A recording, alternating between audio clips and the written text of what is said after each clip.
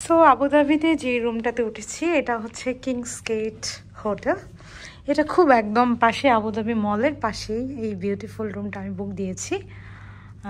এবং you can see the view. Yes, this is beautiful. Amazing mosque. এটাই আমার hotel আবুধাবিতে, এবং রুমের বাকি অংশ তো অ্যাজ ইউজুয়াল যা যা থাকার সবই আছে। এটা এখানে হয়তো 4 স্টার কাউন্ট করে, বাট আমাদের দেশের 5 স্টার প্লাসের মতোই। এখানে ফ্রিজ, তারপর কমপ্লিমেন্টারি পানি তো থাকেই, দেন এখানে যা যা অ্যাসেসরিজ দরকার সবই আছে। লকার টকার আছে। And this is the washroom. So nice washroom. So this is okay.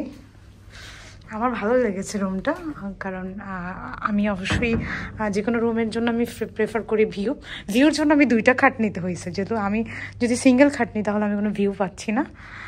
So আমি একা হলেও 2টা খাটই যখন ইচ্ছা তখন ঘুমাবো। যাই হোক, সো টাটা।